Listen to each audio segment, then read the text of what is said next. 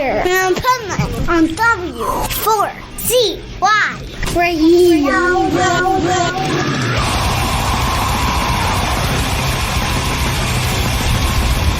This is the Pipeman here on the Adventures of Pipeman, W4CY Radio. And once again, it's time for our Positively Pipeman segment.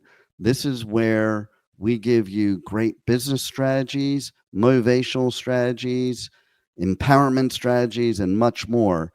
And right now, we have our expert resident expert, something like that. Something like that.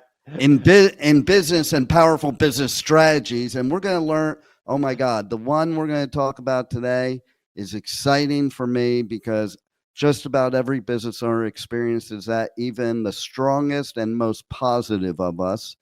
And so let's welcome to the show, Michael Barbarita. How are you? Fantastic, Dean. How are you? I'm doing good, except a little dyslexic today, I think, maybe. I don't know. Yeah, really, huh? Well, thank you for having me. And today I want to talk about something where I'm going to get vulnerable. How do you like that? Oh, I like it. Yeah, I need to work on this really bad, and I have been. But it does take time, especially when you're 68 years old and you've been doing something for 50 years, the same way. But basically, I'd like to talk today about scheduling freedom.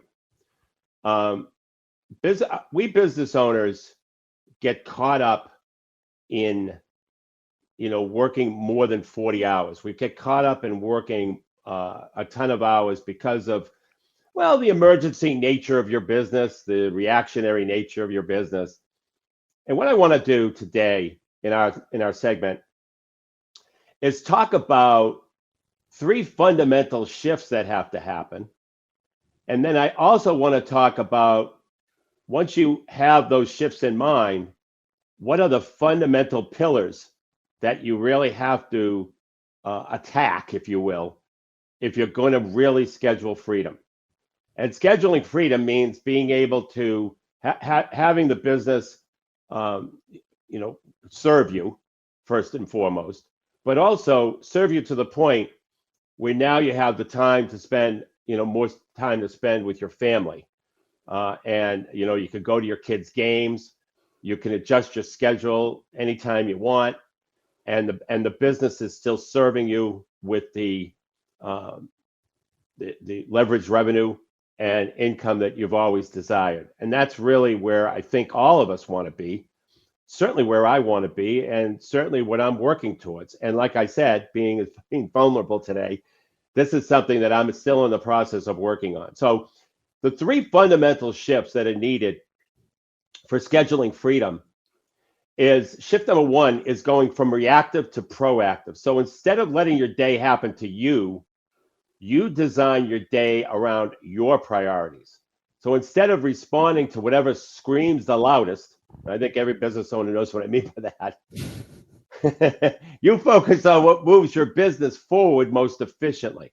Now, these things aren't easy to do, and we have some pillars of fundamental pillars of success on how to achieve these. But that's mind shift number 1. Mind shift number 2 is going from task oriented to outcome focused, or task focused to outcome focused. So instead of measuring your success by how busy you are, which sometimes we business owners do, I know I do that, you measure it by the results you produce. So instead of wearing your 80-hour work week like a badge of honor, you focus on creating maximum impact with optimal efficiency. It's a little different. And then the third shift is from indispensable to systematic. So instead of being the person who has to handle everything, you become the person who builds systems that handle everything. Mm-hmm. So important. Yeah, that's really critical, because once you build a system that handles something, you don't have to handle it anymore. The time leverage of that one system that you built that handled something that you were handling has an incredible compound effect. I think you have to trust that system too, because a lot of us as business owners, that system may not do it as fast as you do, or or as good as you do. And I think you just have to let that go, because you're never going to grow the business. There's only so far you can take the business on your own, no matter how great you are, how talented you are, anything like that. You're only as good as your team, which your system is your team. Absolutely. And, we talked about mindset shift being one of the critical 5 steps that you have to take in order to implement business and financial strategies that your competition isn't doing. I think we talked about that 2 weeks ago. And this is part of that shift. And I realize it isn't easy, but it's so very necessary. And building the right system, if you just built one system this month, even if you built one system this quarter, because this is it's October, and this is quarter 4, and if you just built one system, the compound effect of time savings that one system will have is unthinkable. It's unimaginable. So now achieving true scheduling freedom requires mastering 5 fundamental pillars that I mentioned I would talk about earlier. And these really aren't time management tips. These are strategic frameworks that will change how you operate your business. So the first, and this is, I'll tell you, it's hard to get business owners to do this this first thing. And that's what's called a time audit and awareness. So before you can optimize your time, you need to understand where your time is going. I think people don't want to know that. That's why they don't do it. I think you're right, but I could tell you something. I came up with an idea this week for a business owner that I've been pounding this into him. Always complains about there's no time. Well, let's see what you're spending your time on. And of course, he came up dry 3 weeks in a row, to which I pounded the table and said, look, he loves his cell phone. Now, most cell phones, if not all cell phones, have recorders on them. So you don't have to write it down. Just talk into the phone what you're doing right now. And that's it. And then we'll take all of that recording and we'll format it to understand what you're doing. So when you start a task or stop a task, you just hit the recorder. So that's the best idea I could come up with for him. And of course, it's working. It's a great idea. Yeah. Definitely. So, but this guy is so attached to his phone. Now, I don't know about other people in your audience, but most people have their phone with them. Yeah. So it helps them. But you're going to stay trapped if you don't identify how you're spending your time. So you need to track your time for a full week, just a week. Every single activity, every interruption, every distraction. But it's just so relevant. And you'll discover that activities that you think take 30 minutes actually take 2 hours. When you all of a sudden now you're on your phone, it's 2 hours later, and you thought it was going to be 30 minutes later. Yeah. And you realize you're spending your day, 3 hours a day or 4 hours a day on tasks that could be delegated or eliminated. Totally. It's just like finances too. Like when I was in the investment business, you would do a financial needs analysis. Right. And you would always find at the very least, and usually more, $200 a month in ghost money that people can account for. And people with that too, they don't want to do that analysis because they don't really want to know how much they're spending, but that's the only way they're going to get to have more money. And the freedom is the same thing. I did it with brokers that worked for me. When I had a brokerage firm, basically, generally, brokers worked 12 to 16 hours a day at my competition all the time. And I had this viewpoint of, you know what? I've seen what happens as being a broker myself. When you got to work that 12 to 16 hour day, you pace yourself. You don't have any personal free time, so you steal that personal time at work. Yeah. And so you're doing personal time at work to stretch out that 12 to 16 hours. What I found out by implementing what I did was by telling my brokers they only had to work an 8-hour day, They would Yeah. work in that 8-hour day because they had personal time. They didn't have to steal personal time. And that goes for business owners. Listen, Good point. whatever you do as a business owner, yes, you tend to be a slave to your business, but that doesn't get you anywhere because it inhibits you from moving upward and forward. And you need to have you time. And we all do it. I do it. I'm guilty of it. There's times that I don't even go anywhere all week because I'm too busy working morning till night. And I sit there and say, well, isn't that dumb? Because I could probably get all that stuff done still and have personal time for me. And I would be more motivated, have more energy because I had the freedom of me time. Interesting. Yeah, no, that's a great point. And so, the goal of the time audit isn't to micromanage every minute. The goal is to just gain awareness of where your time is actually going versus where you think it's going. And you can't fix what you don't measure. It's just another reason why you do the time audit. But the second pillar is priority alignment. This is where most business owners completely miss the mark because they try to manage their time without first clarifying their priorities. And this is where I go back to what we wrote about in our book, Dean, and what we talked about. God, I think it was one of our first shows where the 80-20 rule comes in, where 80% of your revenue comes from 20% of what you do every day. And that 20% was broken out in a 7-step pathway to profit formula. And I'm just going to quickly review those. You can go back to that show because I think the show's called the 80-20 rule or something to that effect. But it's lead generation, attracting your ideal customer, conversion optimization, converting those leads into your sales process, closing rate improvement, enrolling more prospects into your product or services, customer retention, which is very well ignored, keeping the customer you have. Which Number I 5, never get that, why people ignore that. they ignore that. That's the biggest. Easiest. Yeah, that's the biggest one that's ignored. That's the biggest one. Wow. We all think that once we get a customer, we get to keep them by default. And then the 5th is average dollar, increasing that average dollar, so increasing the transaction value. The 6th is frequency of sale, getting customers to buy more often. And then, of course, we have to control our costs, both fixed and variable costs.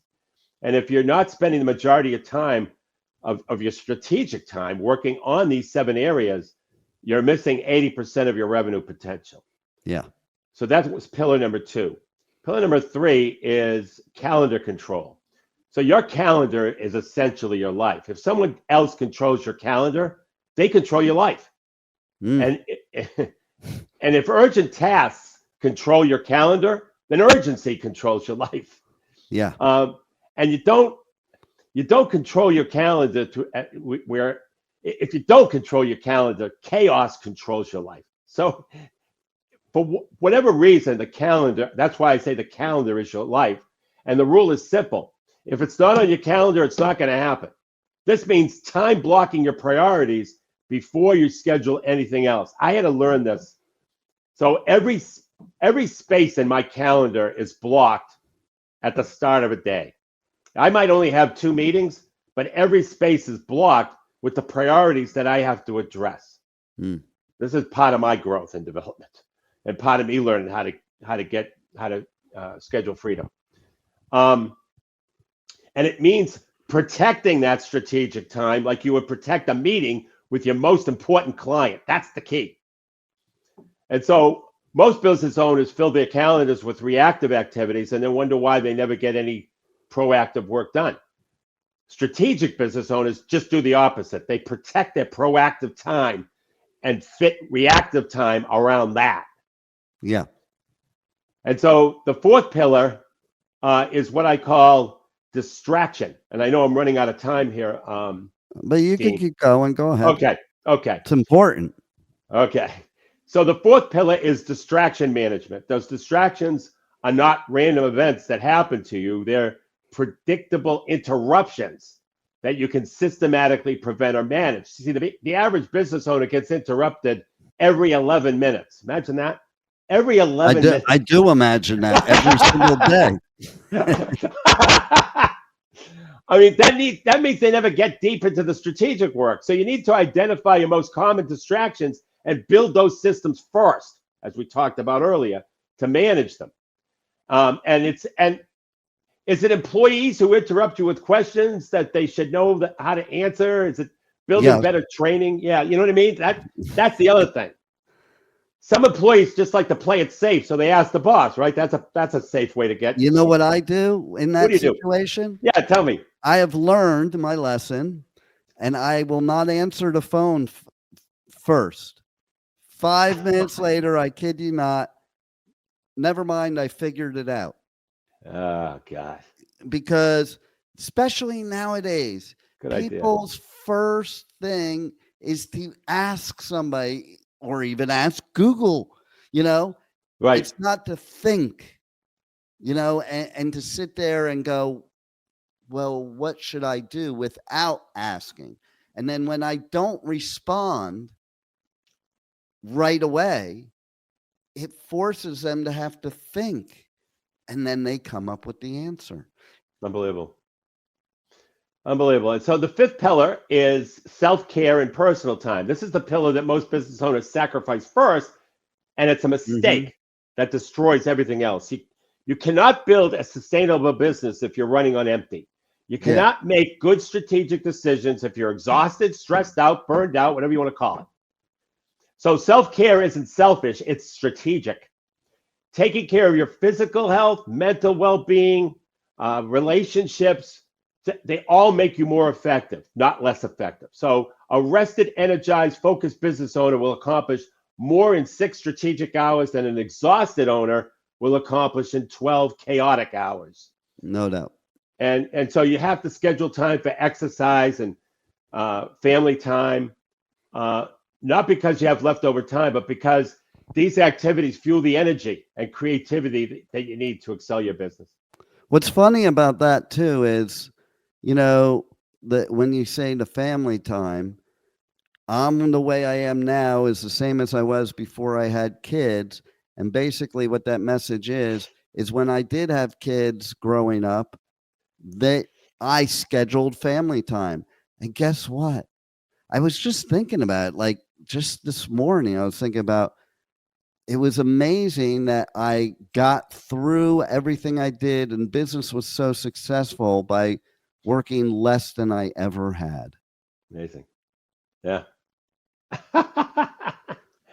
It's amazing how that can work. That's why that freedom's so important. And we think we don't have it, and we think our business is going to fall apart. We think we're not going to get clients. And what you really find out is you get a lot more by scheduling your freedom, because not only do you have your freedom, but you have your energy, you have your mindset, and you have everything else to make your life not stressful and happy instead. Right. Absolutely. So great words from you, and I want to hear more great words. So let's tell everybody how they can reach out to you and get more information on this, but many other subjects, and even help for their business, because you do help businesses. You're not just a guest on my podcast. It's not, so let's let them know how to dig in. Okay. Just go to nextstepcfo.net. And you could download a free copy, a free copy of my book called Powerful Business Strategies. Frog in my throat here. Sorry, Dean. And so what we also love to do is we love to interview business owners. It's our favorite thing in the world, because we keep writing additional additions to our book, because business is always changing. So you go to nextstepcfo.com/contact. Fill out the contact form in the message section, write book interview. And the way the book interview works, it's at 60 minutes on Zoom. I present strategies from my book. I simply ask you what you believe would be the impact of that strategy should a business owner implement it in your industry. Then I document it for the book. And by the way, all the things that I talk about, I provide clarity, a step-by-step roadmap. I help you upgrade your skills. I help develop your mindset, and I also optimize your environment. So all of those things is what I work towards. And we're about implementation. I never say that we're business coaches. First of all, we're CFOs that understand strategic implementation, because implementing strategies is where it's at. It's not learning them. You can learn anything on Google, like you said, or AI.